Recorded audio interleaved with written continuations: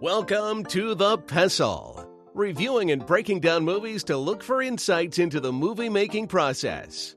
Hosted by Steve Jobs, but made in China. Now, let's dim the lights and start the show. Welcome, everybody, to the Pestle. Today's show is brought to you by Big Whiskey Hotel. Rest in a comfortable bed at a rate you deserve at Big Whiskey Hotel.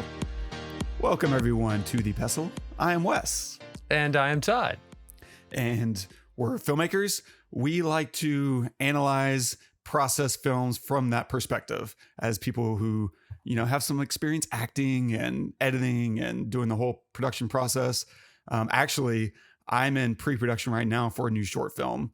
And to me, I have to wear the producer hat, and you know this about me. And by now, most of our listeners do too. I hate producing. I hate putting on the producer hat because it's all about, for me, chasing people around, waiting to get people in the room together. And so I was trying to shoot a project this month. And we started originally by wanting to shoot in November, but I was going to work with our good friend Shannon Cook, and he was going to DP it for me. I know he's got DP aspirations, but he mostly works right now as a DIT on set. That's kind of they're on the camera support team. And so they do a lot to help with the camera and also, data wrangling, bunch of things. But he was working on a show, and he's like, can we do it in December? Great. So we pushed the shoot to December just to give us that much more prep time, give him time. And then his shoot got extended right into the middle of our shoot. He's doing something with Anderson Paak. And so that ended up, he was like, guys, I thank you so much. I really want to do this, but at the same time, I don't want to keep kicking y'all around because I don't know when this is going to stop, because now they're talking about going overseas and this and that and third. And so he's like, I'm just going to withdraw out of respect for, y'all trying to get something done here. And as a thank you for working with me, he's going to pay for the catering on the shoot, which is way above and beyond, but wow, really cool sentiment. And so I was like, okay, let me reach back out to our old friend, Andrew Barrera. And so I had a good meeting, but it took 2 weeks to be able to sit down with him. And so now it's like, if you're trying to shoot in December, there's very limited time in December. It's not like you have the full 30 days. You have up until a few days before Christmas, before people are like, I'm having nog. And so trying to get him, but he's a busy guy. He works a lot and he's got a family. And so just getting a meeting with him took a couple of weeks. We could sit down, have a great conversation about both our career goals and what we're trying to do, what this project looks like. And he's talking about throwing the kitchen sink at it. Like, I have some budget. He's talking about bringing in, he's got gear galore, like anything you could possibly want. This guy's got it. So we're going to shoot on like his Alexa 35, and probably, he's got all the lenses in the world. I might want he's got some Cook anamorphics. And so we might shoot anamorphic, which is interesting. I've only shot anamorphic with an adapter a long time ago, and that sucked. Pulling focus was a nightmare. So I'm excited to work with true anamorphic lenses and see what that experience is like. And so I'm like just coming out of this meeting excited. We got 2 dates on the board. I call my producer, and he's like, I want to push to January. And I'm like, oh man. And so I went from me being stressed for weeks to feeling light to now, my producer's wanting to push because he's a little concerned about the turnaround, which I kind of get, but at the same time, that's how production works a lot of times. Like, sometimes here's the date, go. Like, you have to just kind of, I'm trying to think of a non-overly masculinity way of saying, you just get it done. Get it done, yeah. And it's the way it is. And he's used to more corporate projects and having a good 6 to 8 weeks of thinking about the project, prepping, and going in, as opposed to you and I and Andrew are all used to. Like, the first time the three of us worked together was on Threads. That was the project Andrew and I co-directed. And we had that meeting where you and I went to meet with him and Scott, Garrett Graham, friend of the show. And we're thinking we're meeting about shooting one music video, and they say, no, we want to shoot 3, and we want it to be one big story that connects them all together. And we got nothing right now. Okay, great. Well, let's do it. Let's just do it. And once everybody kind of focuses, and so you and I, and throughout our, film career now, have had to do this kind of thing a dozen times. And if you're not used to pushing those buttons and putting your head down and knowing what needs to get done and doing it, it's probably pretty intimidating, but it's such a good exercise. And especially because we already have like half the pre-pro done. And so, yeah, at this point, we're looking at January, if we can get a firm commit from our buddy Andrew. But that's the nature of filmmaking. It's all about what resources do you have? Okay, make the best with those resources. And time is a resource. Like Ridley Scott runs into this, as well. It's not just the little people. Ridley Scott went into Gladiator without a finished script and made Gladiator. So that's not what you want to do. And we can see, in like my opinion, the Marvel Cinematic Universe is probably suffering from going into to production before they're truly ready. That's my outside ignorant perspective. But the smaller the project is, the more feasible it becomes. And it's just a really good way to get used to turnarounds, because you know what, at the end of the day, it's not uncommon to walk on the set and be handed new pages for that day. Mm-hmm. It happens all the time. And so we as filmmakers have to be prepared and ready and know how to go through the entire film process, in the blink of an eye, on the fly, so that you can produce your best work. Even though ideally the best work gives you a lot of pre-production time. That's what I do with all my clients. I rarely let my clients get away with last minute changes just because I know the project will suffer. But that's also because they're the client, and I'm not the client. If I'm the client, I'm making last minute changes because I know exactly how it's going to affect my project. Clients do that out of ignorance. Mm-hmm. They just think they can. And so whenever you don't know what you can turn around quickly and what you can change quickly, that's a detriment. What's your experience in terms of fast turnarounds, last minute changes, and making it work, and knowing what that boundary is, what that line in the sand is? Don't do that, because now you're wrecking yourself. If it changes the premise of what you're doing, it's too late. You can't do that. That's the only, I think, real sticking point there for me. Like, you can do a lot of things. You can change angles. You can change the camera you're using. You can change, you could change the actor the night before. Like, you can change almost everything. But if you're changing the whole meaning of it, or a premise for what you're shooting, then everything falls apart. So as long as you don't change that, then everything else can be worked around. So for example, the single video to 3 that you just talked about, that Scott and Andrew brought up for Threads, that didn't change the premise of it. It just, honestly, it just added to it. It added complexity, but the complexity was to build out the original idea. So the original idea was a middle part, was the middle of the second of 3 videos, 3 songs. And what they decided was could we do a before and after, which would build out that middle part? And we're like, yeah, that doesn't change the premise of that, what we intended to do. All it does is add complexity or depth to the character, to the story itself, to the why of people are doing what they're doing. And I loved that. You loved that. So that's why we did it. And it's the same with clients. Whenever we're working with clients, we need to understand what we're working towards at the very beginning. If that's understood, we can do a lot of things. We can do rewrites, we can do adjustments, we can do redesigns to things. Even adjustments to the actual footage, but at the same time, if you're trying to change the premise, that just can't happen. I saw an interview with Tom Holland recently too, where he he said this interesting thing. He said how he responds to script changes, or because at times he either won't see script changes until he's on set that day, or he won't memorize lines. And he said the reason is because you can actually boil almost all lines down to 3 different actions that you're doing.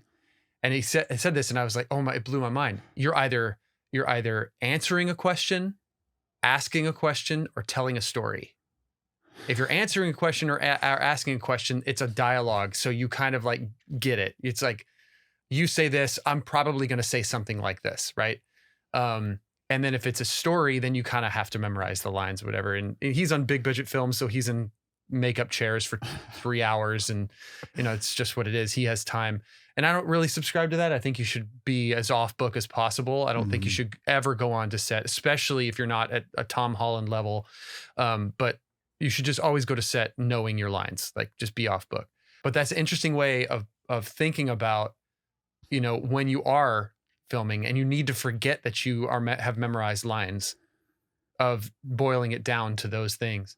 And so if you do need to replace an actor or something, or whatever, like giving that kind of direction of you can make that work even, I guess is my point. But if you're changing the premise of the entire thing, then that's just too much. Dude, really cool. Well said. I love cool? the philosophical approach to, it's about changing the premise. Is the heartbeat the same? If it is, you can survive it, you can weather it. But if it's not, everything falls apart, because you've built a whole vision around executing on this thing, whatever that is. And dude, well done, man. Thanks, man. Nice. What are we going to take a look at today? Today we are covering Ridley Scott's new film, Napoleon. As we're recording this, it is in theaters. If you haven't seen it, please pause this episode, go watch it. We're going to spoil stuff if you did pay attention in history. I suppose so. Yep. Yeah, we'll look at a handful of things. Definitely some of the cinematography, fight sequences, particularly the one towards the beginning. I'll also look into some of the story and writing, nudity, as well as look at Josephine and Napoleon, and other such stuff and things and stuff. And a quick synopsis of the film: the checkered rise and fall of French Emperor Napoleon Bonaparte and his relentless journey to power through the prism of his addictive, volatile relationship with his wife, Josephine. It's directed by Ridley Scott, screenplay by David Scarpa, cinematography by Dariusz Wolski, featuring Joaquin Phoenix as Napoleon and Vanessa Kirby as Josephine. I'm not built like other men. And I'm not subject to petty insecurity.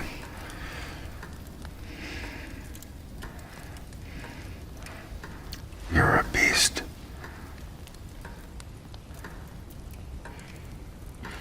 I feel sorry for you. You want to be great? You are nothing without me. You are just a brute that is nothing without me. Oh, dude. So I'm curious, one, what did you expect going in and what did you get? Were they the same thing? Is this about right? Good experience, bad experience, highs and lows. What do you got, man? Well, let's start with the highs. The highs are Vanessa Kirby is one of my favorites. She is this movie for me. Yeah. I went into it for Joaquin Phoenix and I left thanking God that Vanessa Kirby was in it. Her portrayal of Josephine was it was fantastic. That's a great scene, a great moment where she's, he's come home after she's cheated on him, and they've been, I think that's when that was, right? They're sitting there and he's talking to her. They're just sitting there talking, right? And I don't know. She makes that scene and the entire movie, just her brokenness for not being able to bear children, and for what she's been through to survive when she was incarcerated with, thousands of other people.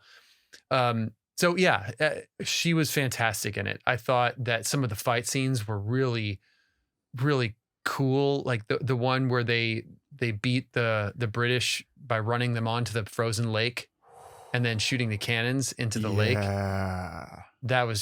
That I think was really cool, because one of the things that I just remember about learning about Napoleon was just his brilliance on the battlefield. And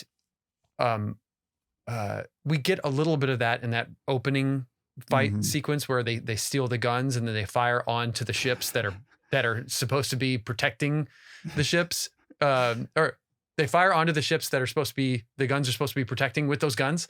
And I think that's great. Also his brilliance of finding old metal and cannons and smelting them down to smaller cannons so that they can lift them up the ladders.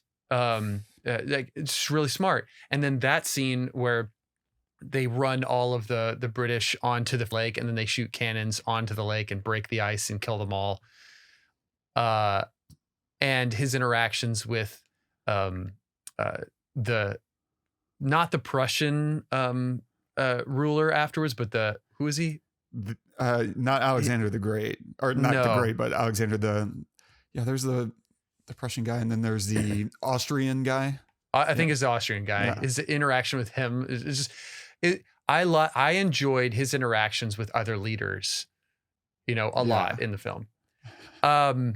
Where it fell short to me was at the very starting from the very beginning, where first off, I'm really sick of everyone having British accents. I'm so over it.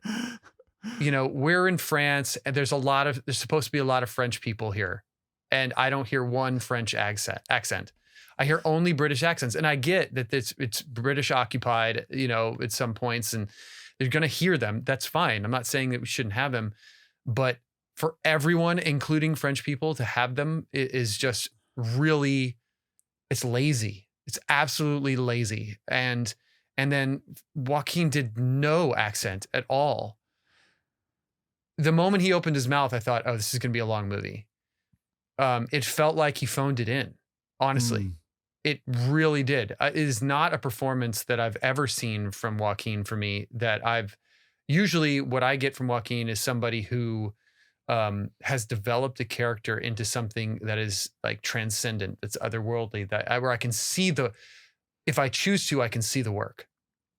Usually I don't choose to because it's so good, because he's just one of the best actors out there today.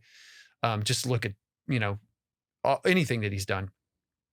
But this one, I completely felt the opposite about. I felt like, was that a direction choice? Say, Joaquin, you're going to be the only one without an accent in this film. Just to let you know, which is weird. Just really weird. You're going to have an American accent. Nobody else will. Just, which is weird in itself. But then nobody else had similar accents. So he just stood out like a sore thumb, an American playing, this French leader. And then everybody else had British accents. And it was just really, the entire time I couldn't get it out of my head. It was really bothering me a lot. And then it was really long. I just felt like there was so much, it felt like I was reading a history book, this, and then another date, and this, and then another date, and this. And yes, it had the reading of letters and stuff with voiceover. And I thought that did what it was supposed to do when he was writing to Josephine when he first went off to battle, and she wasn't writing back, and it was breaking his heart. And he was like, what are you doing? Why are you sleeping with anybody? Before he found out that she was about her infidelity. And I thought that played into it and did a good job. But I also felt like that could have been done in a more nuanced kind of like thoughtful way. I mean, I don't want to bring in other movies, but there's another gigantic movie that was just released a few months ago. Along a couple of gigantic movies, but one in particular by one of our favorite directors that was also kind of a biopic, but is different and done in a completely different way. You know, VO, you know, like no dates, just, I mean, very few. But there was weight to it. There was heaviness. There was this kind of like, it wasn't a this, then this, then this, then it was, there was sustenance to it. I felt like this was just a portrayal of what happened. It was like a history book and not, I didn't know who to go for. I didn't know, like, is he a good guy? Cause he'll do things like he'll hand out bread to his soldiers. And at that moment I thought, oh my God, what a great leader, right? He's giving his bread to people, but then he like gets on his horse and he rides away like it's nothing. Or then he'll slap Josephine when she won't won't finish reading her divorce paper. And he's a total dick in every single way, but then he's nice but he loves France and he wants to free France and he wants peace. And it's like, what are we trying to say here? Oh, you're not trying to say anything? Okay, well, why are we telling this story? Like what, it just felt very, well, you know, you could go watch the adaptation episode that we did. Don't waste my fucking time. You know, I have things to do. I have a life. You know, I know you're not supposed to make films for other people. You make them for yourself. I get it. But you also have to keep in mind what you're making is $100 million film that that people need to go see. It's not like a record you make in your bedroom that you hope does well. But you shouldn't worry about people liking. It's no, you've got careers and stuff on the line here, and you need to make something that is, you know, digestible by people.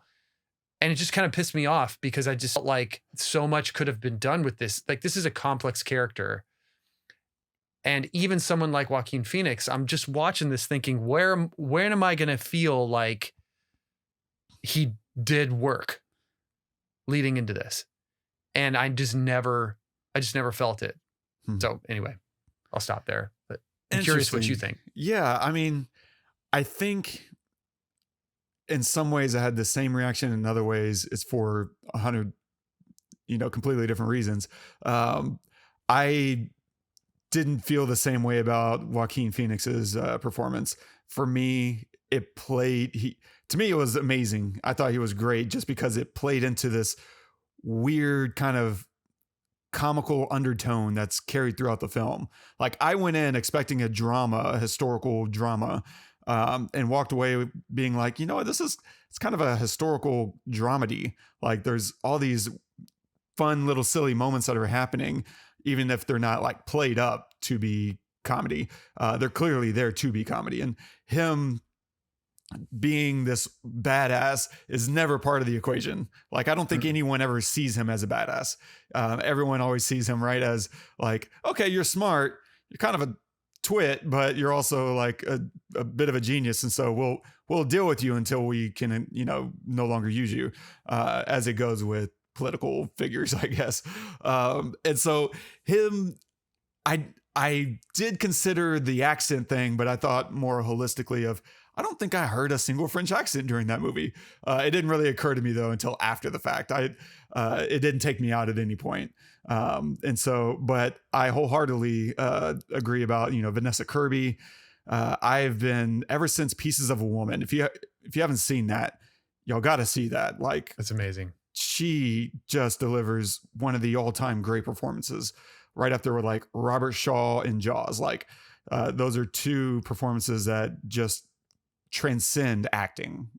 It just becomes, there's a person experiencing something right now on screen, and it's absolutely incredible. She's also amazing in Italian Studies. And so I'm so glad. I completely agree. I'm so glad she's in this, and I'm hoping this gets her to her own vehicles. Like, she deserves to be carrying her own films, and I don't know if America knows her well enough to be able to sell those tickets the way that studios want before they put her in a, $75 million Vanessa Kirby movie. But hopefully this gets her one more step closer and someone will cast her in the next thing with the belief that she will carry it, because she will. She's unreal. She needs that next Nolan film. Yeah. You know what I mean? Where it's like built around her, or like an Aronofsky film where she's like Black Swan, right? It's her. Yes. She needs one of those kind of films. And then everyone's like, did you know about Vanessa Kirby? And it's like, yeah, exactly. Yeah. And so, she is amazing. I did walk away from it mixed, like very, ambivalent. Like, I don't know that I loved it. I definitely didn't dislike it. But I think it might be for the reasons that you were pointing out, is like you get to the end, and you don't really know what you just experienced. And at the same, and now this is tough for me because I don't not like that. Like, I'm not someone, because I go to a movie that I've never heard of, and it could be 90 minutes of people talking and nothing getting resolved. And I'm like, that was the movie of the year. Yeah. So I don't necessarily need those things, but this did feel like there's this big emotional undertone that never really gets threaded all the way and stitched in all the way. And I think I wanted that. I think I wanted some big emotional revelation, and maybe that's, boo on me for needing that out of this movie. But even with that, there's still so many odd little moments. I can see people say that this is like an unfinished Kubrick film. And I can totally see that. Like, if you've seen Barry Lyndon, then you're like, oh yeah. This is his version, Ridley Scott's version of Barry Lyndon, or inversely, Barry Lyndon was his real Napoleon, Kubrick's. And so I don't know.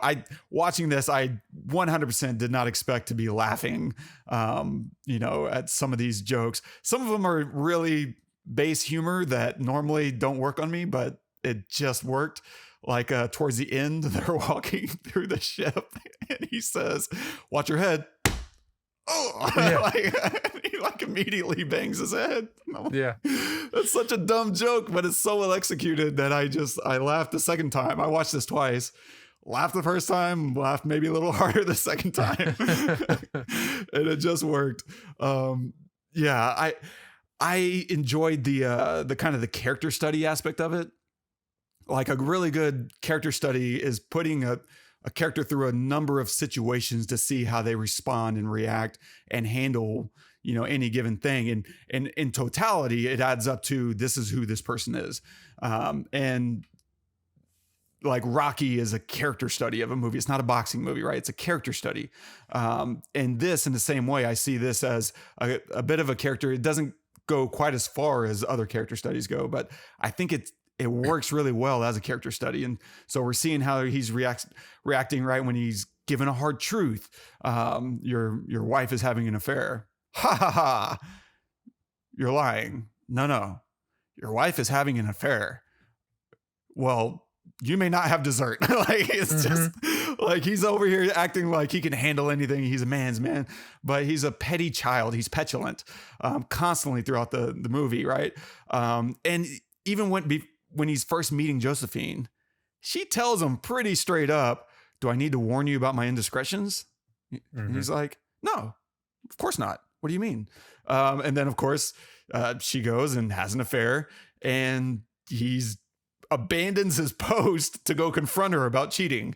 Like, one, she gave you a heads up. You're acting really shocked right now. But even worse, he's a hypocrite because he's cheating too. And so now he's carrying this double standard, typical 1700s dude. Like, I don't want to put them all in a box or anything. No. They belong in a fucking box. Well, they are now. They are now. Yeah, good point. And so, yeah. And then at the same time, he never accepts any responsibility for any of his actions, right? We get to the end of the film after he's screwed up countless times, or maybe not countless, but certainly a handful at least. And what he's over here preaching to these kids, he's like, I'm the first to accept blame for a mistake if I make one, but I never do. because I know everything. And it's just like eye rolling. And part of it is these kids they're standing around, they're kind of blank faced. And so I'm over here imbuing them with my own thoughts of like, yeah, they're kind of interested just because it's Napoleon, but they're also like, what is this guy on about? You're in our ship. Like, you are a prisoner. Something went wrong. Like, yeah. And he's like, the hardest thing is going to be able to accept that other people fail. That's the hardest thing about leadership. And it's like, oh, accepting other people's failures. Got it. Yeah. And so, yeah, as a character study, it's pretty fascinating to see all these wrinkles of what up until this point I've always in my head had as a really respectable and powerful figure. And to see him kind of taken down a notch is really funny to me and interesting. But at the same time, to your point, like maybe to get there 2.5 hours plus isn't the way to do that. Just in terms of picking a better runtime if you're going to have less to say about the story you're making. I don't know. This is really fun backseat driving of one of the greatest directors of all time, but that's where we are. Okay, accept it. Yeah, I feel like I mean, if Vanessa Kirby, or let's just say if Josephine, even if it wasn't Vanessa Kirby, if she didn't play as big a role, it would have been a complete wash. Yeah. For me. I mean, not complete, because Joaquin Phoenix is good. I just, I would have liked to have seen for this movie to have been called Napoleon to get people into the doors, but for it to be about Josephine. Oh man. That would have been, I would have liked to watch every time she was on screen and I saw something that she was doing or I sensed something she was thinking or whatever, I was like in it. And it's not because she's pretty, it's because her story to me was more interesting. And maybe it's because I'm not a military guy or I'm not a war type of person. I'm a survivalist type of person. And it doesn't feel ever like Napoleon was just surviving. It felt like he was trying, just conquering, right? And in the faux name of peace, whatever you want to call it, but millions of people died.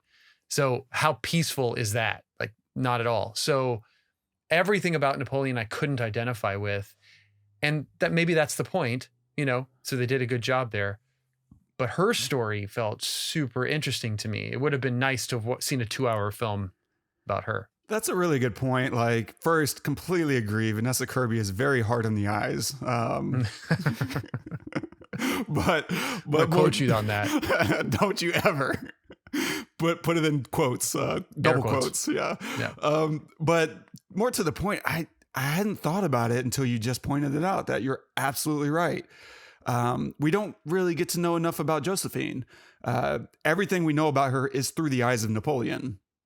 Whereas a film that was about Josephine and we see Napoleon through her eyes would probably be a much more fascinating story to get to know her and why she's in the position she's in and flesh out why she's with him in the first place. She's clearly not that crazy about him.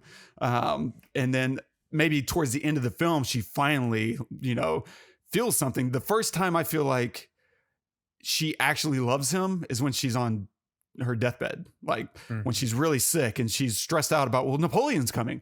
That's the first time I feel like I've seen actual emotional investment into him, just as someone that she cares about and not just as like a provider or a great societal figure or a chess piece, so to speak, of we're here to play a game between each other. Maybe that was a fun aspect to, to wrestle with a great man and to prove her worth as an equal, because Napoleon, I read a quote earlier that he said something along the lines of women are birth machines and nothing more, or something to that effect. I'm like, damn, bro. Okay. Well,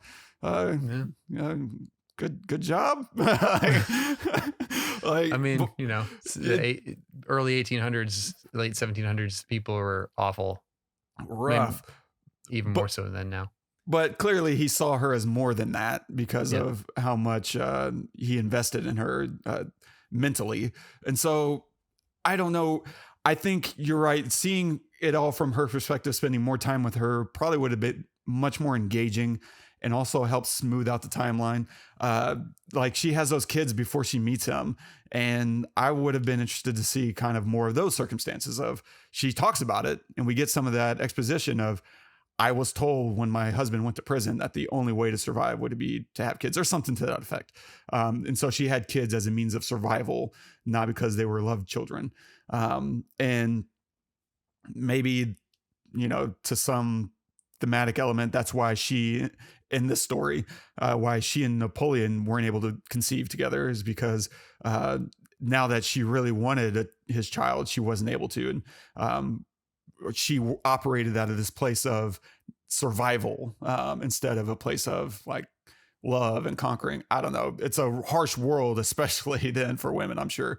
And that clip that you played is probably the strongest moment of her as a character that we like verbally hear from her. Like he right before that, he tells her that she's nothing without him. And then she comes back and says the same thing directly to him because it's the truth and she knows it. She knows she has him because he loves her. And but that's really it. And to your point about the kids, I really don't sense them anywhere. Maybe they're in the shots, you know, sometimes when they're at dinner or something, I don't know, but I don't really sense them anywhere until the very end after she dies and he's sitting there talking to this woman. I don't know who she is. Oh, that's her daughter. Oh, okay. I did not know that. So I felt very just like not grounded with.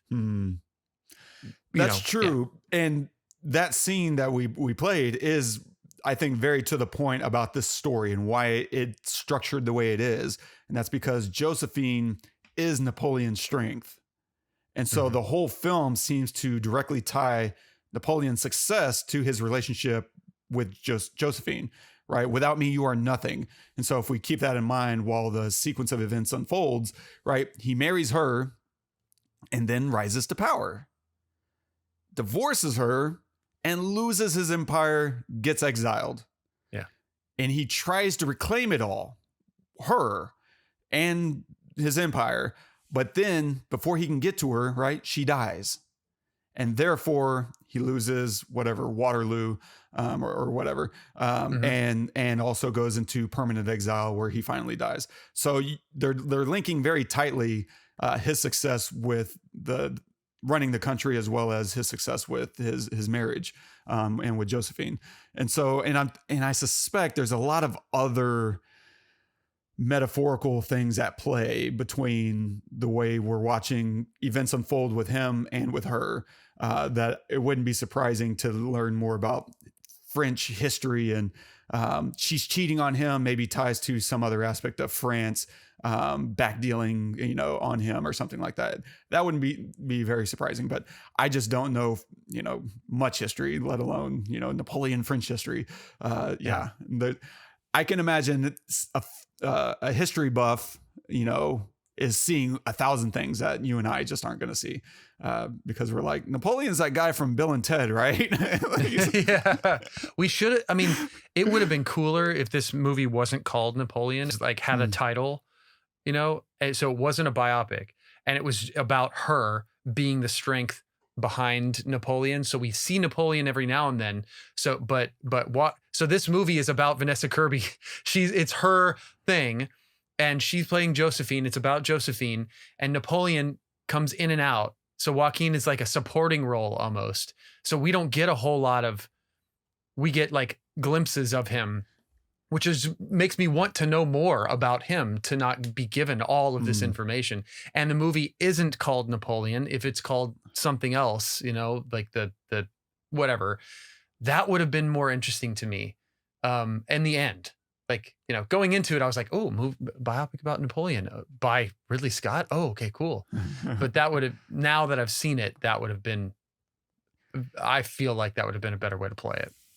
And what do I know? Nothing. Yeah, no, I think there's something there. And I also love that after she goes, it's like he's trying to reestablish his relationship with her through the military. So like there's this weird little comment that he makes whenever he's about to get opened up on by the 5th Regiment, right?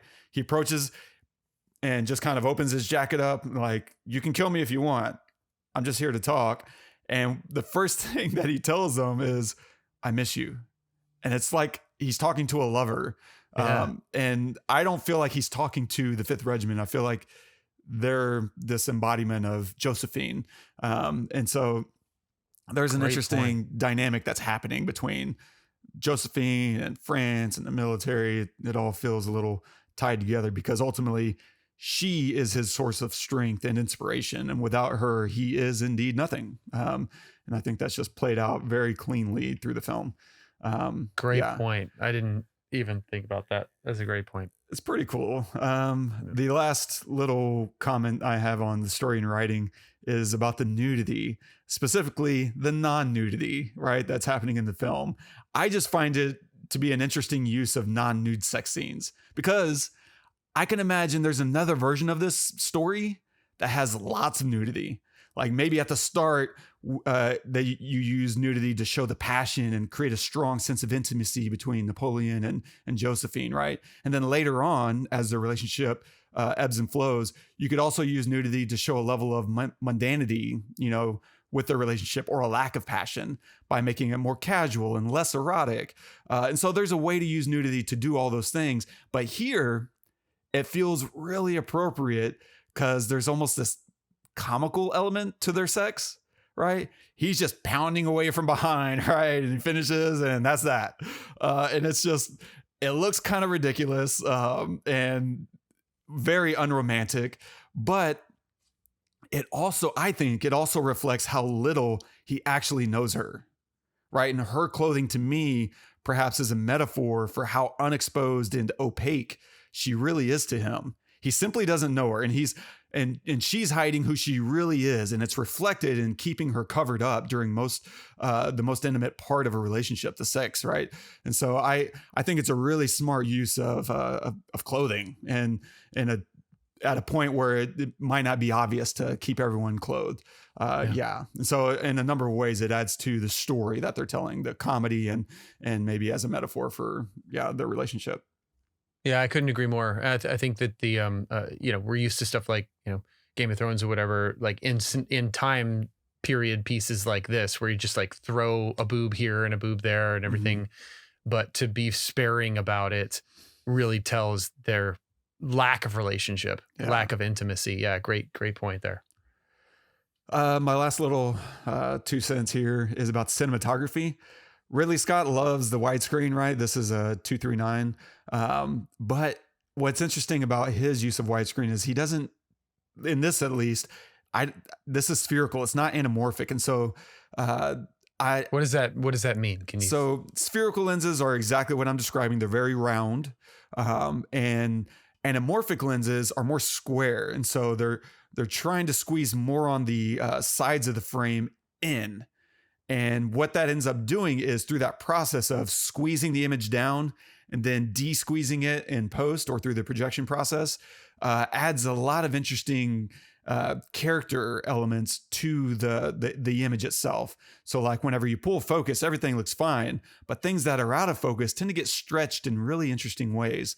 At the same time, it adds other kind of complexities to your project.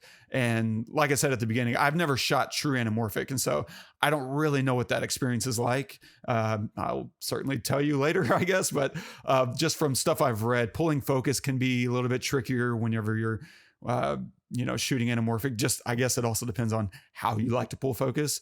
I assume, these guys are probably still measuring. Like this is a pretty high-end production, and there's a lot of ways you can do it. You can use measuring tape. Like I shoot film. When I shoot film, do not pull focus by eye. You want to measure that. And the way you do that, of course, is, you have a measuring tape that hooks into the side of the lens, the camera. And then you can measure exactly where the focal plane at the back of the lens is versus where the subject's eye is. Normally you want to pull focus to someone's eye. That's what we as people are trying to look at when we're watching a person.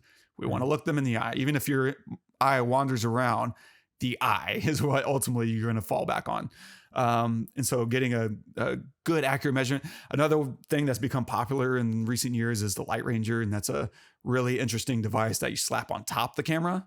And so that becomes a much easier way to gauge distance and pulling focus. And it's a really nice overlay basically that's happening for the focus puller to be able to look at, the image and see where critical focus is. And so whenever you watch a film like Uncut Gems, was the first one that really brought this to my attention because they are chaos. All of those scenes and shots in Uncut Gems is just chaos, and they never lose focus. Like that just blew my mind, and I was like, "What is going on here?" Did they rehearse this 1,000 times? Nope. They had a little device that the focus puller got really good at, and it just helped them maintain and predict when he was going to lose focus and how to bring it back. And so I don't know what they did on this. It felt like the kind of film where you're just breaking out the measuring tape, and maybe as a safety you're using a Light Ranger. Light Ranger 2, I think, is the hip new thing. But regardless, like I've heard pulling anamorphic can do mean a lot of difficult things for, production design and pulling focus. I don't know, maybe not, but I just find it interesting that he chooses not to shoot anamorphically, and instead maybe what he's doing is cropping in post. And what that could also mean is if you're shooting anamorphic, you're probably like opening up the full height of the sensor. And so kind of what you see is what you get. As opposed to if you're shooting spherically and then cropping in post, you might have a little wiggle room so that if you didn't quite like the framing, you might be able to pull it up or down a little to adjust your composition just a hair. And that makes it a lot easier if you're cropping in post. The other thing that was interesting as far as the cinematography and it's really low contrast. Like it has this washed look, which isn't super sexy to me. I'm assuming they probably were referencing some old paintings and using that as their look, because this isn't a very common look for Ridley Scott. And what I do love about Ridley Scott is most of his films don't look the exact same. He's always thinking about the story and how he can best tell the story through, framing, composition, color palette, production design, as well as just the grade itself. And so he's not just copy pasting from one film to the next and saying, this is my look. No, he's like, what does the story need to be? And how can we visualize that in a true and honest way? And I think my impression is he was looking at one of these old original paintings of Napoleon on the horse that has this really low contrast. It feels like watching this film, the highlights feel really pulled down in the grade. And there is some, he is pushing the blacks, the shadows quite a bit, in a lot of the scenes, but because of how far down it looks to me, again, I haven't pulled this into like a DaVinci Resolve or anything, but to me, it looks like the whites are pulled down on the IRE, a fair amount. Whereas maybe you might let highlights live in like the 90 to 95 higher end range. It might be like much, much lower than that. Maybe like that's 85 or something. I don't know. That's interesting because he does have a reference in the film to his painting when he's talking to that kid, when the kid comes in asking for the sword. I guess her son comes in asking for the sword, and I think that's what the scene. And then he says, "Do I look like my painting?" Is that that scene? There's some scene where he asks the person, I think it was the kid. Oh, if he looks the girl. Like he asks his new wife. She shows up. And he's like, that's who it is. Do I look like my... I knew it was some child. So from other...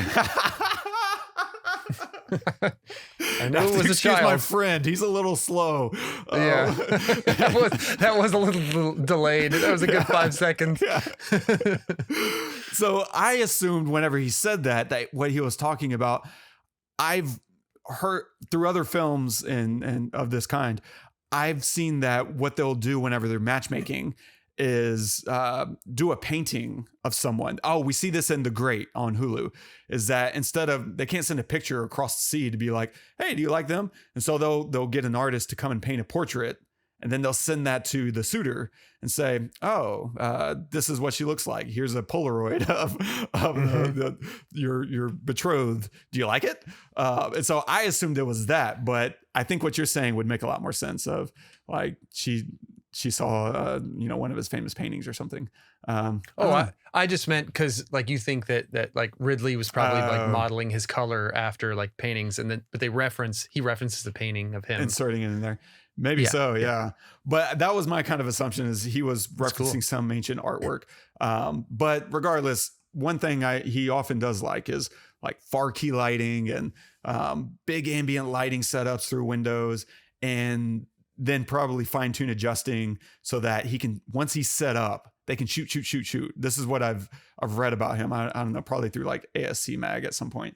But he from what I've read, he likes to shoot very quickly once they're going, which for me is really encouraging because I like shooting fast once we get going. And so to do that, I've read that he likes basically walking into a room and taking away light and saying, okay, let's strip everything down. Okay, what are we working with now? Okay, turn that on. Okay, now this is what we got. And it's minimalistic, but gives me the look that I want and is easier to maneuver around. We can get going very, very quickly. That's what I've read. If so, that's really cool.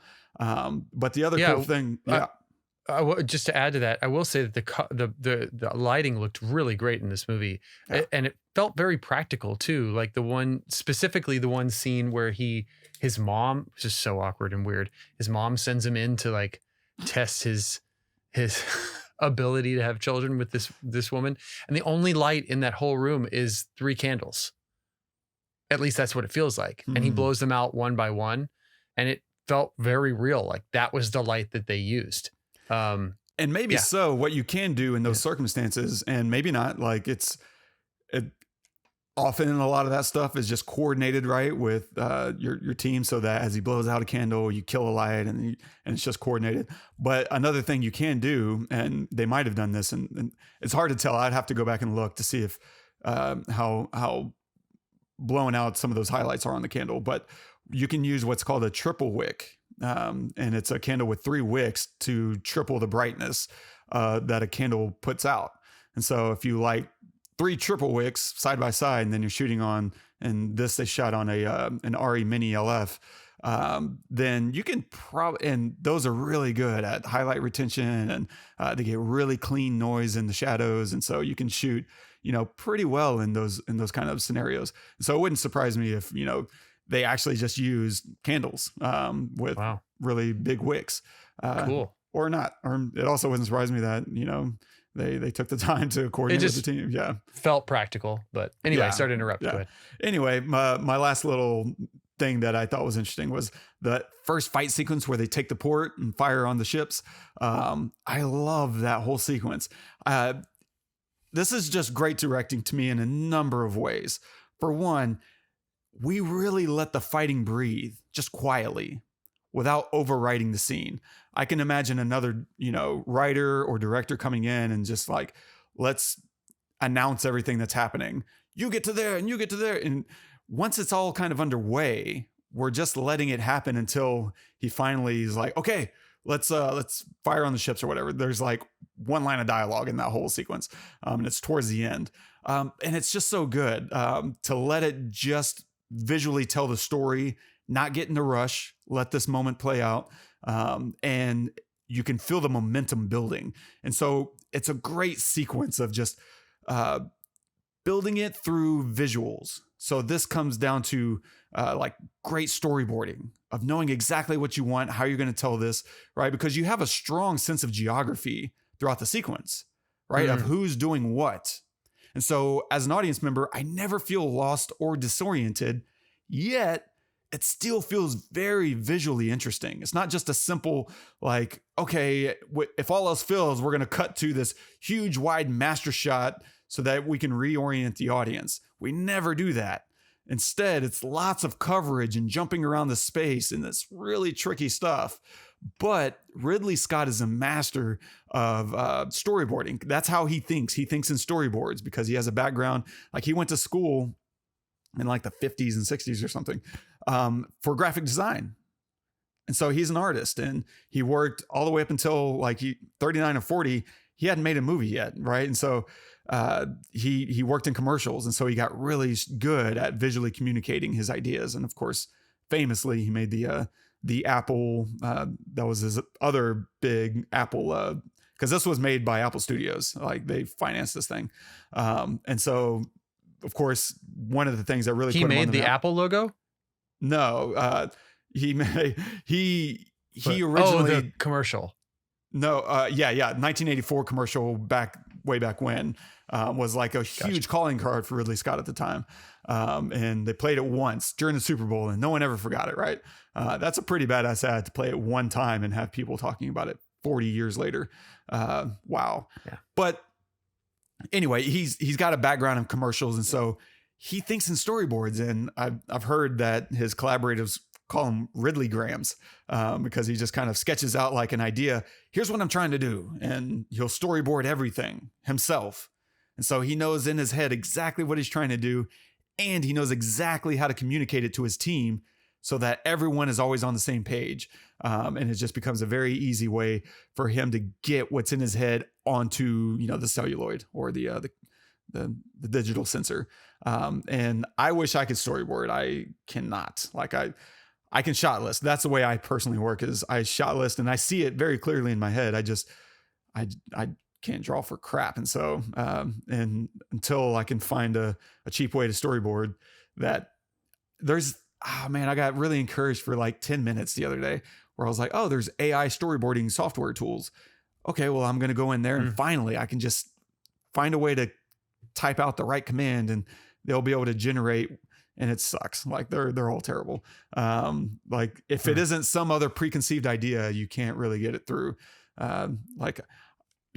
So he is an absolute visual genius.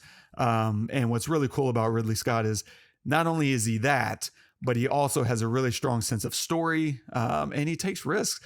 Like this isn't the kind of story you would expect to see a lot of other A-list, pop culture icons taking on.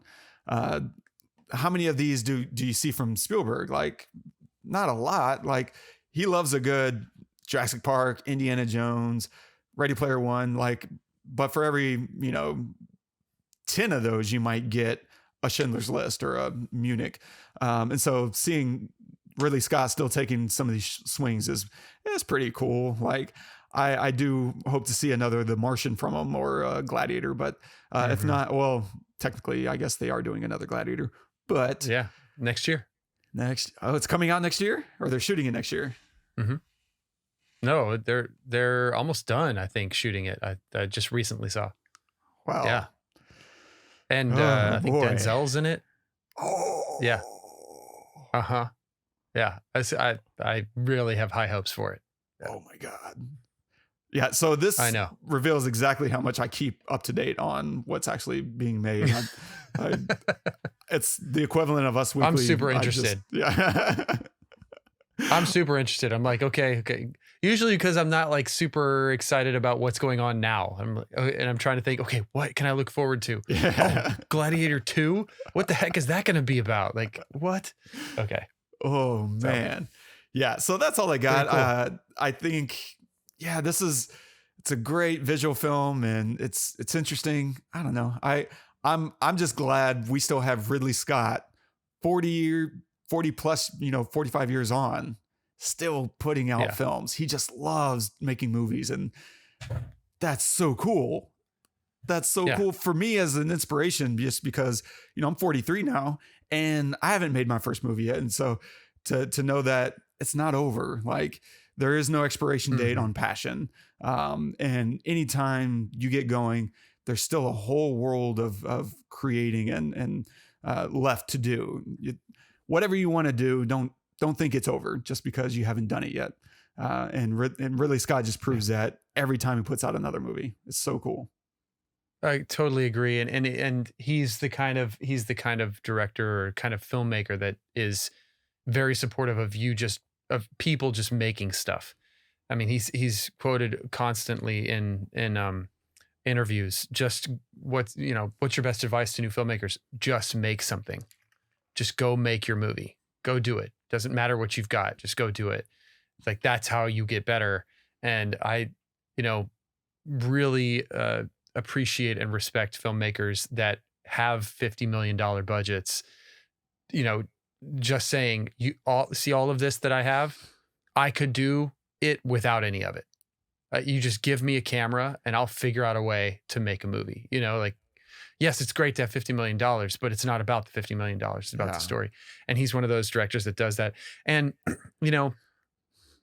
he has iconic films that he's not afraid to go in and make a second one of, Gladiator 2, 30 years later, whatever it is, 20 years later. He's not afraid to go do that because it's his story. He owns it, man. It was him. And so if he decides that he wants to do that, yeah, I love making movies. I'm going to go do it. Hopefully it turns out good. But if I don't do it, it's, then I have this story in my head that I can't, say that I tried. He's not afraid. I think that that's fantastic. It's a frightening thing, Bilbo, to step outside your front door. You never know where you'll end up. Exactly. Dude. Yeah. Final thoughts, man? Wasn't my favorite Ridley Scott film, to say the least. But there were some really bright moments, and I did enjoy it. But I'm looking forward to his next effort, I will say. Nice. Well said. Cool. What are you going to recommend this week? This week, I'll recommend, I can't believe we haven't recommended it before, honestly, but another war film, Fury. I wanted to recommend Band of Brothers, but you've already recommended it a long time ago. And I'm only through a few episodes, and it's fantastic. You were right. You told me a long time ago I needed to watch it. And then I asked you the other night, I said, I need something to watch. You're like, Band of Brothers. I said, okay, all right, I'll dive in. It's unbelievable. Wow. But I'm going to recommend Fury. Dude, great recommendation. Like, we should cover that at some point. We should. I could do I know I kind of rail on World War II movies here and there about we put out 50 a year, and we do. But I still love them. I'm going to watch them all. I'm sorry. Yeah. They're the best. Yeah. It's the last great war, right? Yeah, exactly. That was our last shining moment. I'm going to recommend, if you haven't seen it, Barry Lyndon. Like, it's very similar. If you love Napoleon, then you'll love Barry Lyndon. I find them to be incredible parallels in terms of tone and content. It's interesting what I think Barry Lyndon, its big calling card was Kubrick wanted to shoot it with all available lighting. So like some of those scenes interior at night are lit with candles, which whenever this was made in like the 70s is incredibly impressive. I think he had some like wild lens from NASA that he borrowed that had like a 0.95 or a 1.0 aperture. Just kind of really wild stuff. And so Barry Lyndon by Stanley Kubrick, check it out. And I wouldn't, again, I'm recommending it if you like Napoleon. If you hated Napoleon, do not watch Barry Lyndon. Like, you're going to feel the exact same way about that one as you do about this one. So do it because it's a well-known historical film. Do it because you love Napoleon. Don't do it because you want a really great movie that's going to wow you. I don't know that that's that one for you. Anyway, stay tuned for next week. We're going to see what Nick Cage has got going on in his new film, Dream Scenario. I guess we haven't had enough between adaptation and this. It's Nick Cage year. I guess so. Yeah. If you're enjoying the show, don't forget, subscribe, drop us a review. I'm excited. We have some pretty fun stuff coming up. We had a really amazing email come through from someone who works in the industry, and so we're hoping to have him on, and we'll announce that as things get going. But he's worked on films that we've covered, and so it'll be really exciting to have him on. And if you want to comment on this episode, you can do that at thepestlepodcast.com/Napoleon. But you got to type it like that. Napoleon. Napoleon. All right. And our quote of the day is from Sun Tzu from The Art of War. There is no instance of a nation benefiting from prolonged warfare. Yeah. Yeah. But couldn't agree more. I think it's really funny that, Napoleon seemed to get chafed at someone reading Sun Tzu.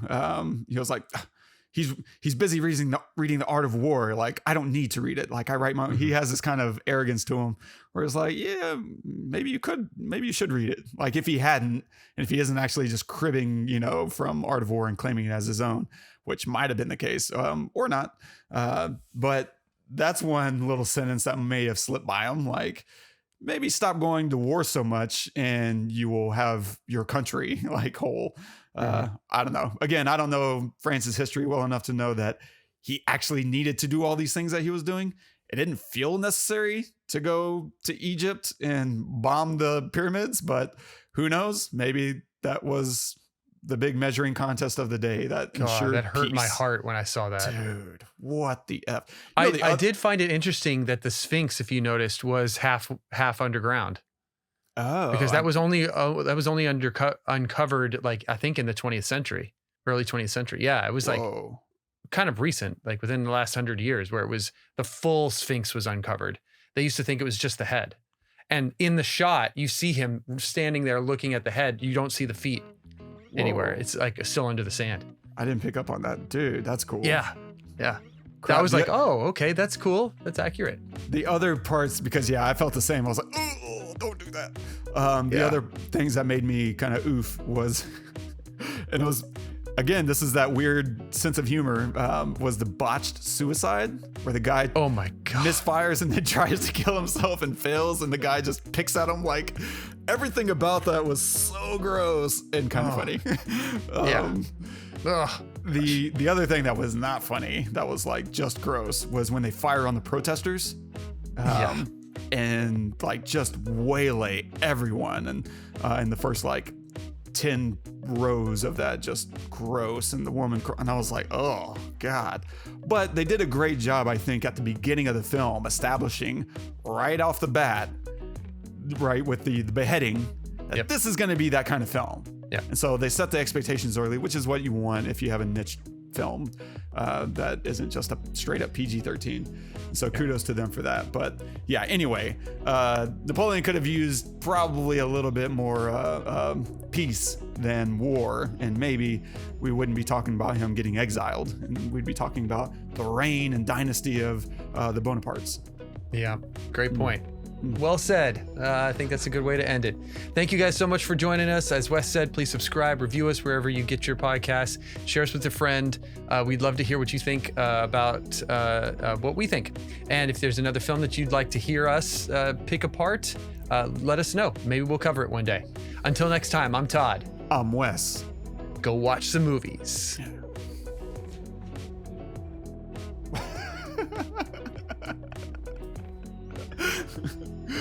Do you see these medals?